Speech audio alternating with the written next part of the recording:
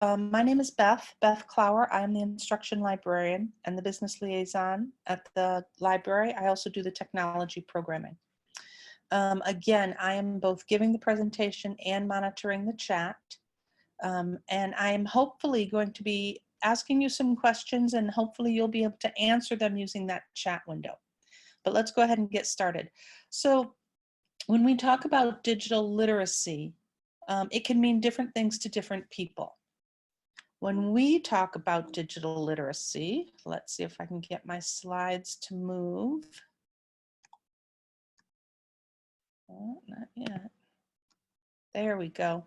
When we talk about digital literacy, what we mean is, as you can read here, the ability to use information and communication technologies to find, evaluate, create, and communicate information, which requires both cognitive and technical skills. So what we are not talking about with digital literacy is we are not talking about your ability to use a keyboard, your ability to know how to sign into websites or emails.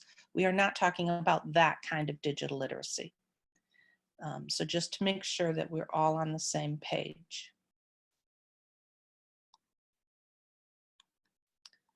Is it gonna let me?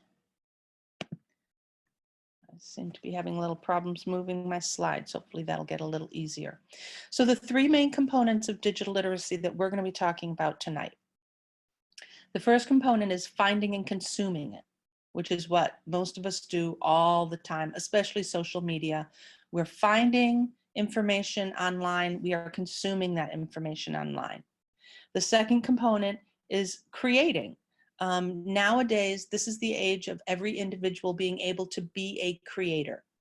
Everybody can create their own TikToks, their own Facebook live shows, their own Instagram stories, their own websites, their blogs, their et cetera, et cetera, et cetera. So we are creators now as well. And then the third component is communicating and sharing digital content. And part of that, as we'll see when we get to that component, is also understanding the implications and responsibilities that go along with communicating or sharing, especially your digital content. All right. Now, caveat, this is very, very important.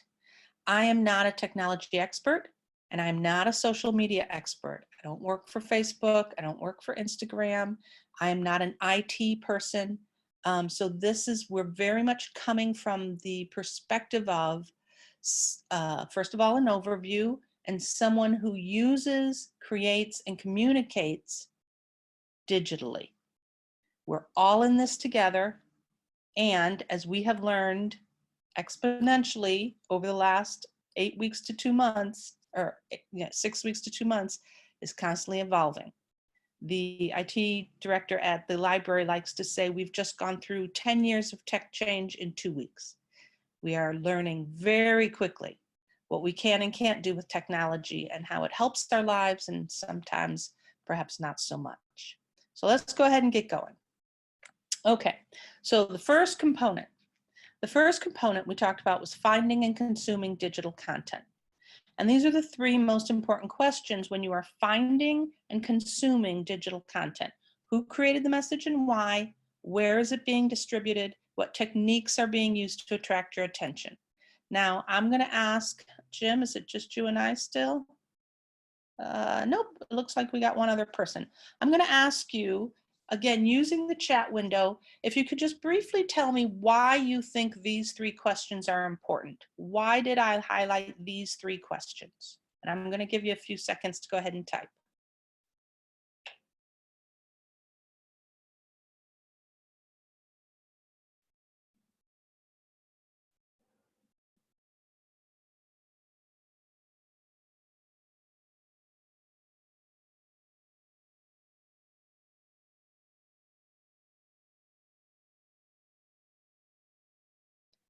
Are they trying to sell something or reporting? How credible might this information be? Excellent. Right, exactly. When we are consuming digital content, we need to know who's giving it to us, what's their purpose, so that we know, are they reliable? Are they credible? What's their bias? What is the message? Are we receiving the message correctly? And what techniques might they be using to get our attention? You know, like we watch commercials on TV, and nowadays the commercials are always just a little bit louder than the actual show. So we can be critical and conscious of the techniques that they're using so we can see behind them if we need to. Now we're going to do some examples here, and we're going to ask these 3 questions. And I'm going to ask you to answer one or several of the questions in the chat. So for this example here, hopefully you can see it. Who created the message and why? Where is it being distributed? And which techniques are used to attract your attention? I'll go ahead and give you some time to take a look at it and write the answer to one or more of those questions in the chat box.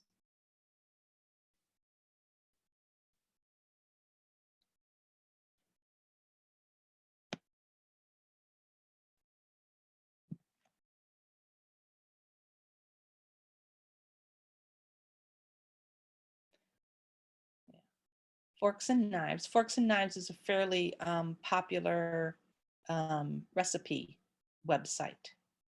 Yep, exactly. Using a web page. What's the technique? What's the main technique they're using to get your attention?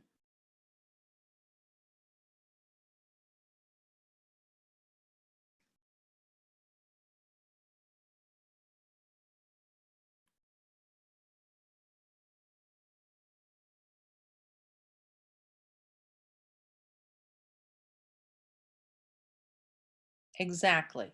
Exactly. Pictures. They're using these gorgeous pictures of food to entice you and to draw you in. Look at this beautiful food that has been photographed for you. This is the technique they're using to draw you in, to hopefully get you to think to yourself, ooh, those look like delicious tacos. I want to know what those are all about. So who created it? Forks and Knives. Forks and Knives is, I think, vegetarian. They might actually be vegan, but I think they're vegetarian. So they're trying to get you to eat healthy, to come in and look at their recipes. You can see struggling to cook healthy meals at home. See up at the very top, up above the Forks and Knives navigation tool. So that's one of the ways that they're trying to point you to what their message is all about. Okay, meal planners, their navigation tools gives you a little bit of clue about what they're about as well. Recipes, tools, etc. And the techniques are the photographs. So we're going to try another example. Hopefully. There we go. Let's try this example again. Who created it and why? Where is it being distributed? What's the technique they're using?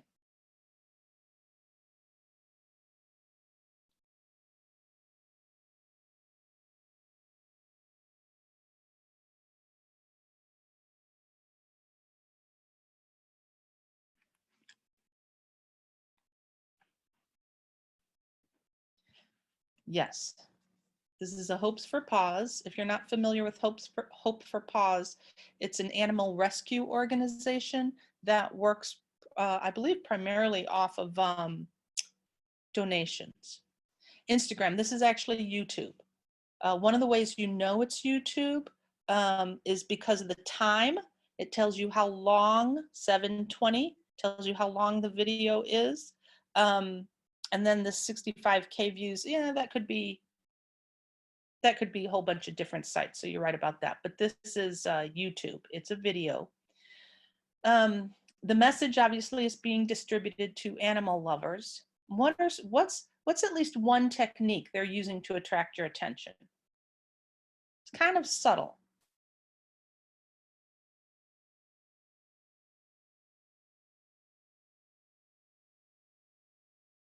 Definitely the cuteness of the animal, sure. It's not a stuffed animal, it's a real animal. Um, they definitely use pictures of animals, and Hope for Paws, because they are an animal rescue organization, they'll often show you the picture of the animal before it was rescued. So an animal in distress, an animal that's been injured, something like that, to try and get your emotional response. If you'll also notice the title of this video, Kitten Hides from Us in the Most Unexpected Place. That word unexpected, it's very subtle. but it's definitely a technique they're using to try and catch your curiosity. It's an unexpected place. Ooh, I wonder what an unexpected place is. So these sometimes the techniques can be quite subtle in trying to catch your attention. I say here, watch out for clickbait. Clickbait, in case you didn't know, are headlines or photographs that are particularly sensationalized. A lot of hyperbolic language used to try and get you to click. Just like the worm on the fish hook is trying to get that fish to bite that fish hook, they use either images or a lot of bold adjectives, adverbs, a lot of language to try and get you to click. That's called clickbait. I would not particularly consider this necessarily clickbait, but they're definitely trying to get your attention and they want you to watch this video. One more example, and this one's a little bit more subtle, so we'll see what you said. Who created it and why? Where is it being distributed? What techniques are being used?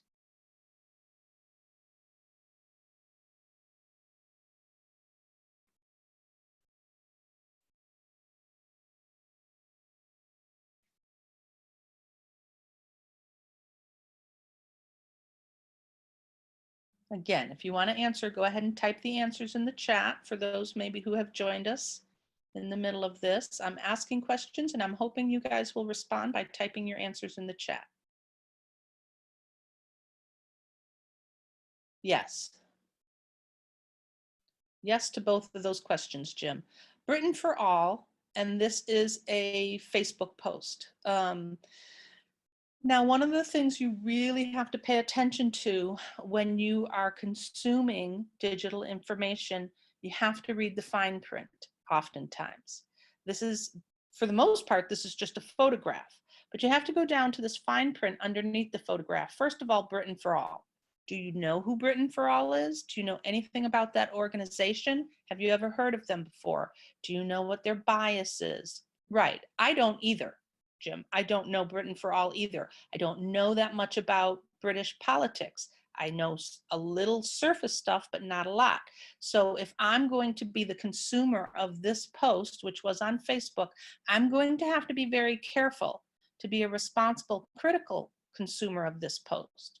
The other thing to look for is the date. Oftentimes when people share articles or headlines, either on Facebook or Twitter, or even just via email or however they want to share it, one of the first things I do when I click into that article is look for the date, because oftentimes things will cycle through social media and then they'll cycle through again and then they'll cycle through again. And there are times when I've opened up articles and they've been 6 months old, a year, 2 years old. It's old information, but it's got that headline and it's been cycling its way. And yes, I agree with you 100%. One of the most annoying things is when you open an article and there is no date on it. And people do that intentionally. Organizations, blog writers, they do that intentionally so that, one, it's not easily dateable so that it doesn't age too quickly, but two, so that they can update that article easily without having to change a lot. So sometimes there's legitimate reasons, but more often than not, I don't have a lot of respect for articles or blog posts, etc., that are online that are not dated. I'm very, very, very leery of them. The last thing I want you to notice here is the small print down below. You reading that, obviously, it gives you some indication of the way that the opinion that the person posting this has and perhaps wants you to share. But the reason I use this as an example is to reiterate, read the fine print. When you're looking at posts like this, read the fine print, know who's putting it out, what their purpose is, and what techniques are they using. Okay. Any questions about this component? Some kind of irony I'm not getting because I don't know exactly. Right. So show me a visual metaphor for Boris Johnson's response to the COVID-19. Now, Boris Johnson is the prime minister in England. I know that. I know that there are a lot of people in England, just like there are a lot of people in every single country, who aren't particularly happy with the way their prime minister is responding. I'm guessing, by putting together this statement here, along with the photograph, I'm guessing that perhaps Britain for All is not terribly happy with Boris Johnson's response to the COVID-19 pandemic. But again, as a responsible critical consumer, I have to be very careful about that because I don't know who Britain for All is, and I'm not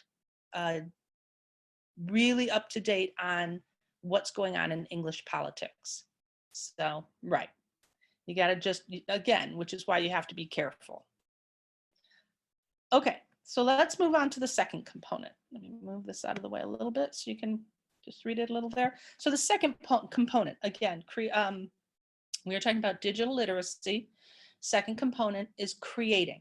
So we are all creators now.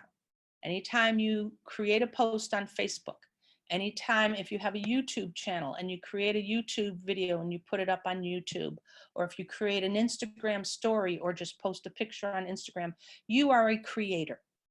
If you have a blog, if you have a website, if you put photographs up, you are a creator. The question is, how are you a responsible creator? How do you, what steps do you take to be a responsible creator? And this includes all forms of digital content. So it might be your emails, your texts. It might be the professional writing that you do. Do you write professional articles? Is it just your professional emails versus your personal emails? It also includes, again, your tweets, your Facebook posts, podcasts, videos, etc. So we're talking all types of digital content.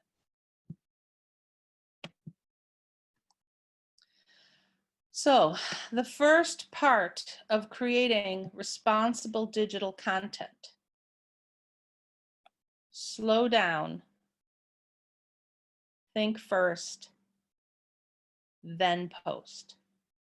I don't think it's a surprise for me to say that the anonymity of creating digital content sometimes allows people to behave in ways that they really normally wouldn't otherwise.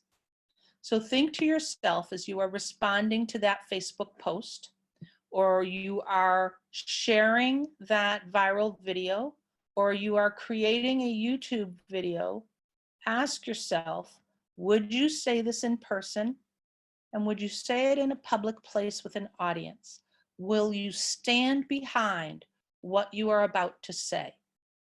Whether that's saying it visually or with text or in any other kind of multimedia creative way that you're about to put online. So to be a responsible creator digitally, you really need to slow down and think about what you're about to say or do or represent. Now here's a question for you. Take a look at this and let me know, what are the problems communication-wise with the images, these 4 different images I have on this slide? What are the communication issues that you're seeing in front of you?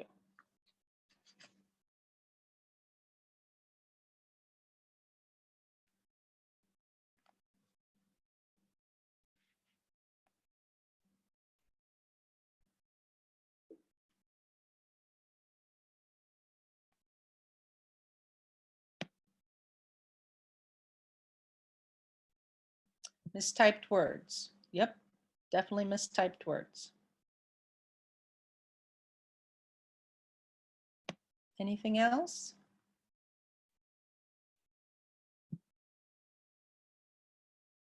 People may or may not be trying to make puns. Yep, absolutely. Unreadable, absolutely. Right. Good. So this first example here, this is your typical autocorrect humor.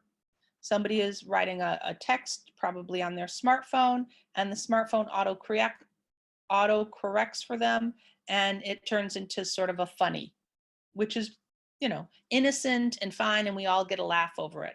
The problem is, of course, there are times when that autocorrect isn't so funny, and it can cause, at the very least, confusion, and sometimes at the worst, some very negative feedback. So we do want to be careful of that. This example down here, this is a simple situation where someone doesn't completely understand what the idiom is. Hate when people try and, I'm going to say that this person is trying to say, hate it when people try and sugarcoat it, not sugarcoat it. So I'm guessing they misspelled this by accident, because when we speak, especially the idioms, oftentimes, for all intents and purposes, well, people don't really stop to think, what word was that you just said? What phrase was that, for all intents and purposes? And people will often misunderstand what those idioms are. And that can be, again, funny, but think again, if you are trying to communicate digitally, are these things getting in the way of your ability to communicate? Again, here we have some misspelled words, some words that make no sense in context.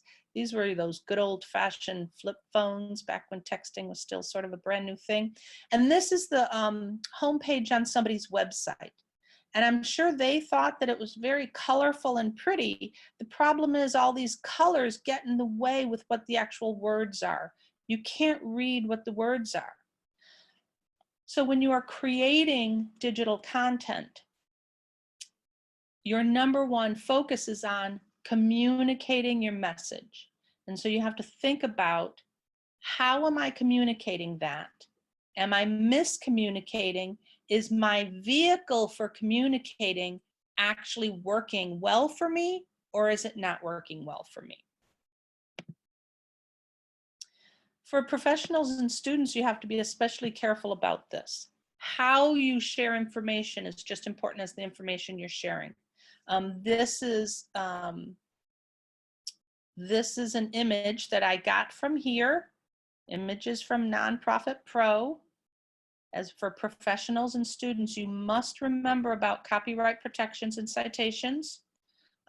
This is an image. This is a before and after on how you create visual graphics, how you take your data and visualize it. So one, again, what are you trying to communicate? How do you go about communicating that? Is the vehicle of your communication hindering or helping you? I remember when I first started taking e-courses online, and I first started going into the discussion threads for a class. And so it was a professor and a group of students, and we were discussing something, and this was all done online. And we were in a thread. And when I first started posting in the thread to be part of the discussion, I forgot that I was now in an academic setting. And, I never learned how to type properly, so I don't hit that shift button unless I absolutely have to. So when I'm typing an email to a friend or a family member, chances are I'm not going to capitalize anything, because that requires hitting that shift button. Well, I was typing posts into this academic discussion thread without hitting the shift button. I wasn't capitalizing. And it took me, luckily not very long, just a couple days, but I suddenly realized, oh wait, I am not communicating as an academic person here. I'm communicating in a personal way, which is not appropriate in that setting. So you have to think about, again, how you share information is just as important as the information you are sharing.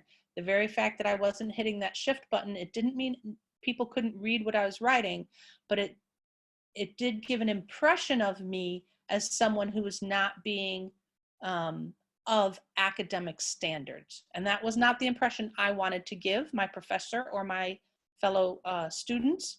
And so I had to think about that and be careful of that. I was creating content, but I was not being responsible in how I was creating that content. Any questions? How are we doing, Jim? Okay. And then when you are creating digital content, keep in mind universal accessibility. I don't know if you've ever heard this phrase before. It's becoming more and more and more well-known, very much for people who do any kind of digital content creation professionally. You really need to keep in mind universal accessibility. And anybody who's creating digital content should think about this. They need to think about universal accessibility. What does it mean? Can all people access, understand, and use your digital content? So just as the ADA for people with disabilities started to say, hey, if you're going to build a public building, you have to be able to build it in such a way that all people can get in and move around your public building. People with crutches, people in wheelchairs, you know, people with all levels of disability, people with visual impairment. Well, in the same way, when you create digital content, you need to keep that in mind. And as I say here, you have to think both in terms of technology, physical pieces of technology, as well as in terms of people. So for instance, working at the library, we will often have people who come in who need help with their device. How do I download Hoopla, which is one of our e-audio book vendors? How do I download that onto my device? Well, they might come in with an iPad or a Nook or an iPhone or a very old Android phone or a brand new Android phone or their laptop, or they might just be asking questions because they want to go back and do it on their desktop back home. There's all kinds of hardware devices, different platforms. Is it a Mac? Is it a Windows? Are we working in Microsoft Word? Are we working in Google Docs? So you have to keep that in mind. Also think of it in terms of people. Now this time when I say digital skill levels, I really do mean, do they know how to work a mouse? Do they know how to work a keyboard? Do they know how to sign on to the internet? Do they have an email address? Do they know how to create an email address? People have all different levels of digital skill. Their physical, vision, or auditory impairments. Do they have problems seeing? Do they have small motor issues so that their hands have a hard time maneuvering a mouse or clicking? So this poster, and you can see in very, very tiny small print at the very bottom, this is actually a poster from the United Kingdom's government, and they have many posters for many different types of users. But it helps you kind of think, okay, if I'm creating digital content, how do I make it the most accessible for all people? And these are some of their do's and don'ts. Some of the things to think about is alternate text for images.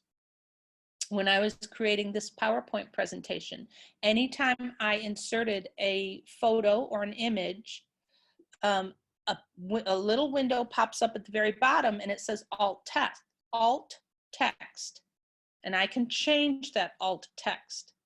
So if someone with visual impairment wants to go through this slide presentation and they have the reader setting on their computer so that their computer is reading the slides to them, when it comes to a image or a picture, the computer will read the alternate text in place of them being able to see what the text is, or to help them, see what the picture is or see what the image is. That's what alternate text for images is. You can actually see right up here, if that little black bar would go away, thank you. And you can see right up here in my PowerPoint, subtitle settings. Always use subtitles. So again, if I'm creating this PowerPoint presentation, and that's exactly what this closed captioning is that I wrote at the very bottom of this list here. Do I want to put essentially subtitles or closed captioning on my slides? If you're making any kind of video content, whether it's 10 seconds for Facebook or a 30-minute video for YouTube, any kind of video content, you should always put closed captioning on for two reasons. One is for universal accessibility, so that people of all abilities can view and access and understand your digital content. But two, because most people nowadays do not turn on the sound when they're watching a video. Most people keep that sound off. They watch the video for 3 seconds, decide whether or not it's worth their time. Maybe if you really hook them, 5 or 6 or 10 seconds in, they'll turn the sound on. But most people don't watch video with sound anymore these days. So contrast between your background and your letters. White background, I very purposely used a white background. So the black lettering or the dark green lettering has better contrast against the background, easier for people with visual issues to read. Font styles, there's actual fonts that have now been designed for people with dyslexia to make it easier for them to read. Your navigation tools as well, especially in, let's say you're making a Microsoft Word document.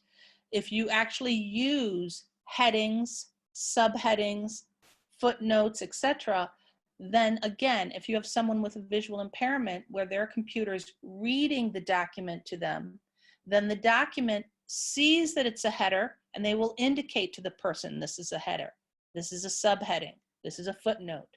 And so the technology in these softwares, Word, your Google Docs, even in like Office 365, if you have a Teams account, a lot of these softwares are now incorporating these universal accessibility design issues to, again, make your digital content that you are creating as accessible to all types of people as possible. Okay, that was kind of a long bit on this slide. Any questions?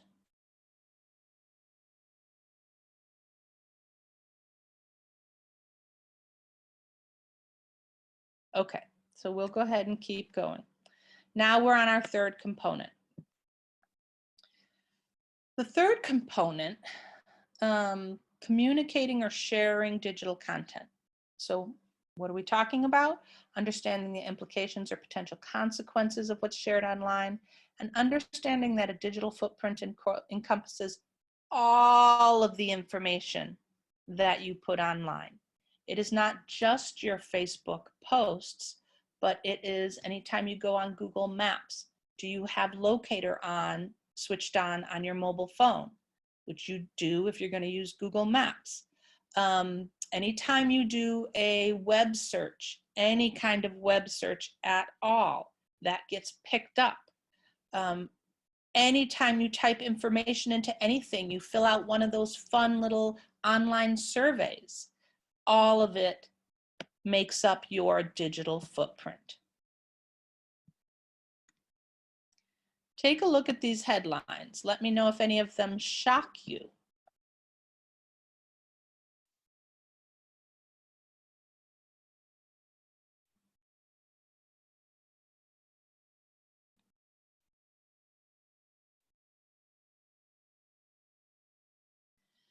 I think, unfortunately, we've gotten used to this idea that someone can put out a tweet or a Facebook post. It can either be their original one or it can be them responding to somebody else.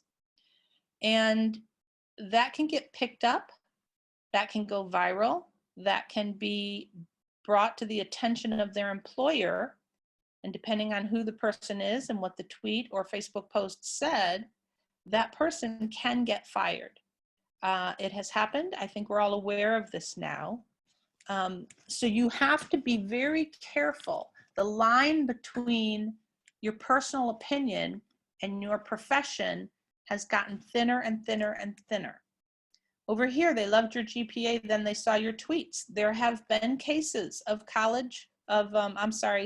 school seniors who have applied to and been accepted to a college, and college admission officers will search them online to see what kind of digital content either they've created or they're involved in, even if it's some indirect way, and whether that corresponds to the image or the message that the college wants to put out. And there have been college students who have been accepted and then rejected based on what their digital footprint looks like. This Missouri residence, this was a fairly recent one, actually. The government, or might have been a county, a local governmental entity, asked residents to fill out an online form if they found anyone in their neighborhood, or if they saw anyone who was not complying with the COVID-19 stay-at-home orders, or the wear your mask in public orders, etc. Now the problem is, in fine print on the form, it said governments are public entities, and therefore any information given to them became public information. Well, a private individual looked up all that public information and then leaked all of their information online. So again, the consequences of your digital footprint. This one happened again in England. This is actually a two-part one. The son, first of all, the son, who was, I don't know, he looked maybe 13, 14, 15, something like that, rode his bike to some local neighborhood convenience store. And there was a video of the son standing in front of this convenience store, swearing and yelling and screaming at one of the convenience store employees. And then the teenager got on his bike and rode away. That became a viral video in England. The father saw that viral video, was obviously, from this headline, disgusted with the behavior of his son, made his son go back to the convenience store and publicly apologize to the worker. And then the video of that apology, that forced apology, became a viral video. So again, the consequences of your presence online. These are 4 very serious potential consequences. Have you heard of all of these? Are any of these new terms to you? Let me know that.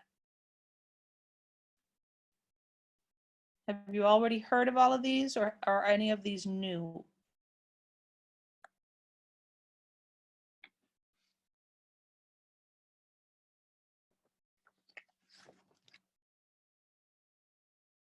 Okay.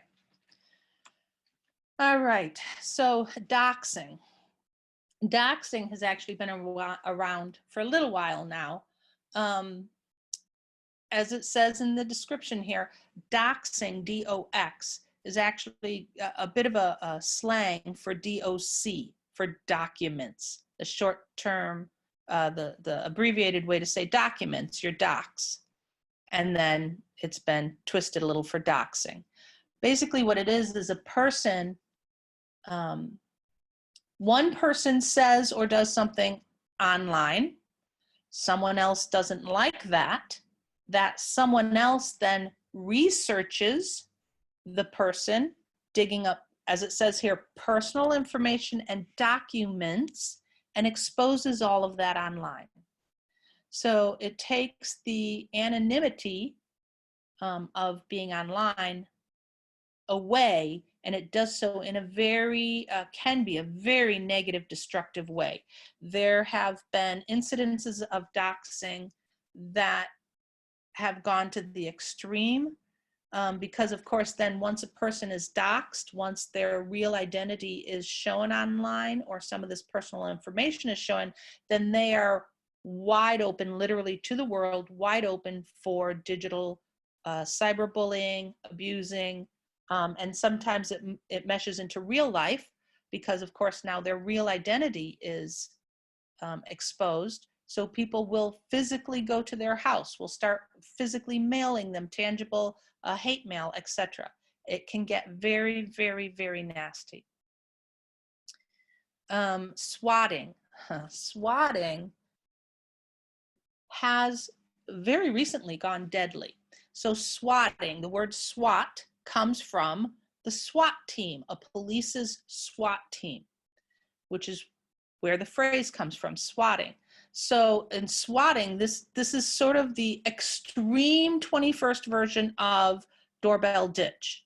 If you remember when we were kids, sometimes, right, you'd run up to somebody's house and you'd ring their doorbell and then you'd run away really fast and you'd giggle and think that was funny. Well, swatting is not funny.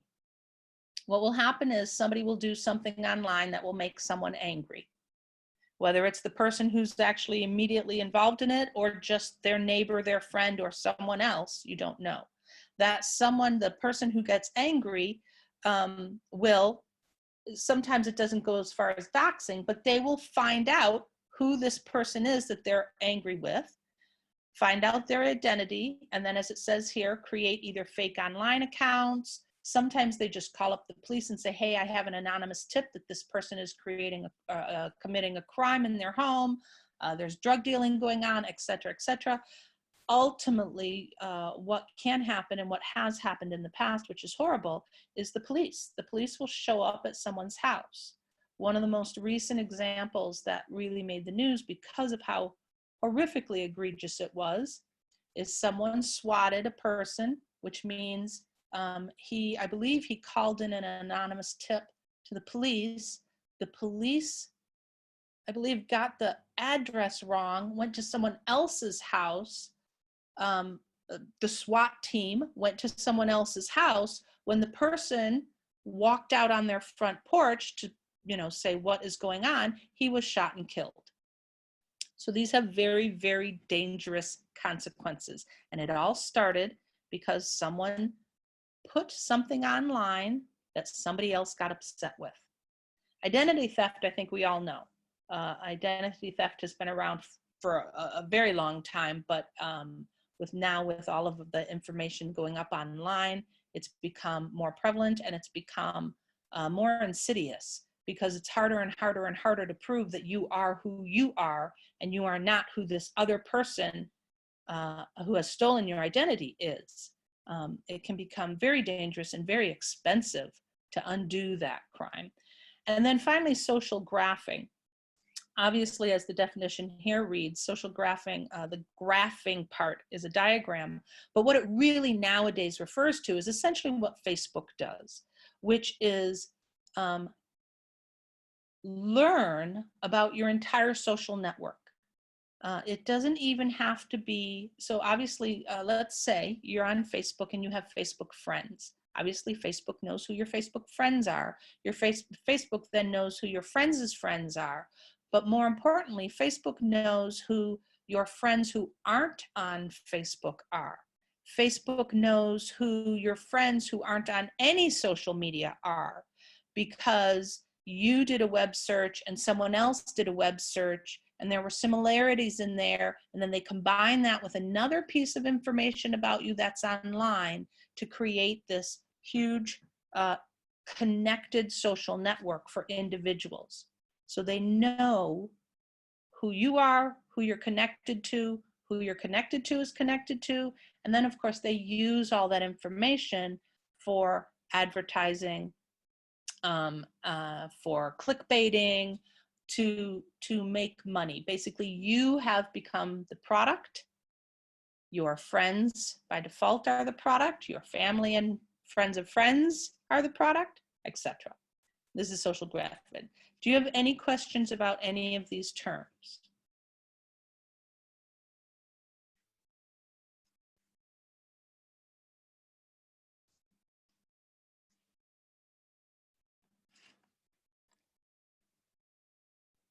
Okay, good. We are coming to the end. So let's review. All right, digital literacy. What we are not defining it is, we are not defining it as digital skill. We're not talking about how well someone uses a mouse or a keyboard, whether someone knows how to get online or doesn't know how to get online.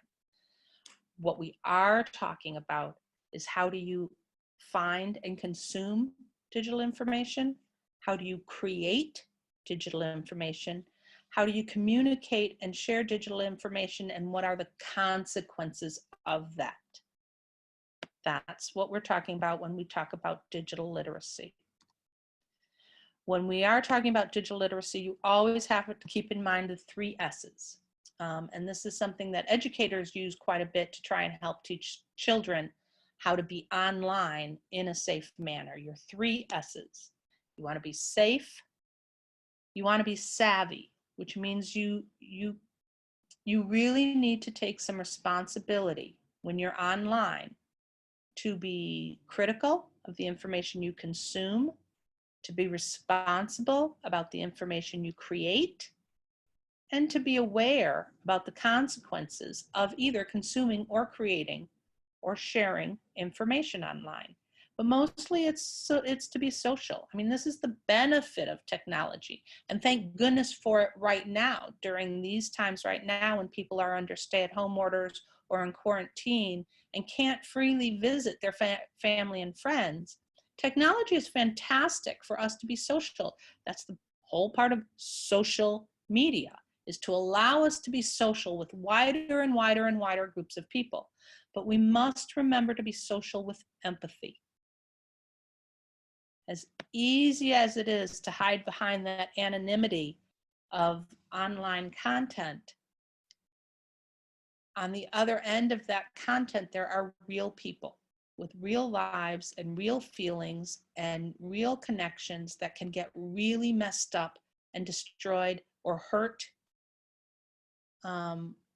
if we are not savvy, if we are not safe, we could be the ones getting hurt.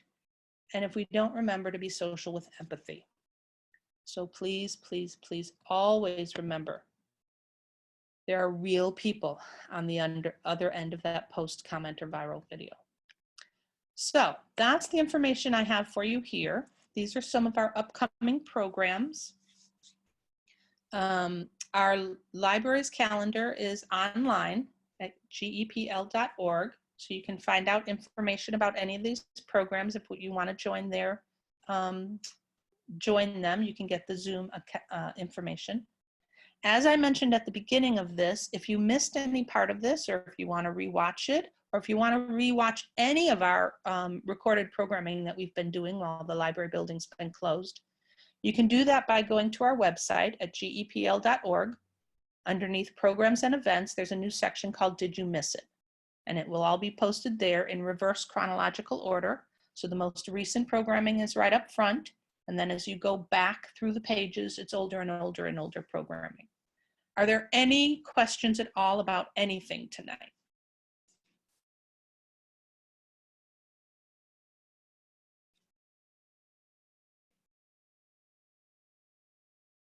Wonderful. Well, thank you so much for joining me.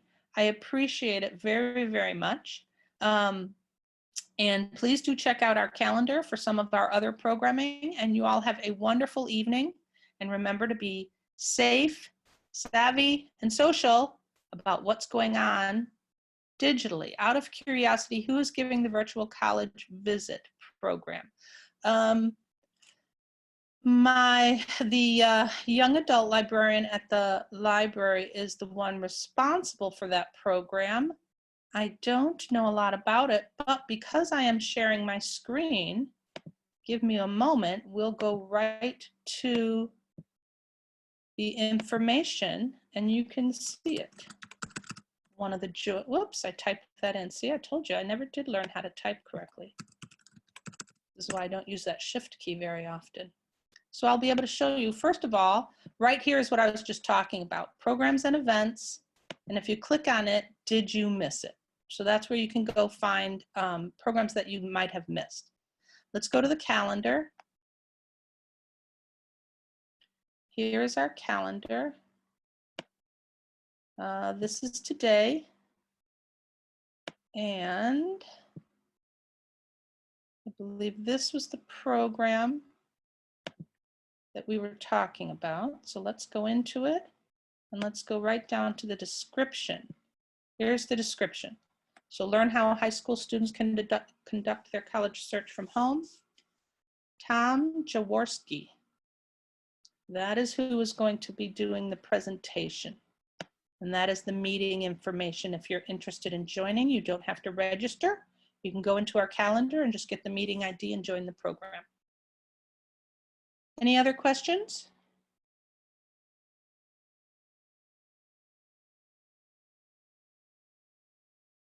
All right, wonderful. Well, thank you all for coming. I appreciate it very much. Jim, I especially appreciate you for helping me make this an interactive program. I appreciate that very, very much.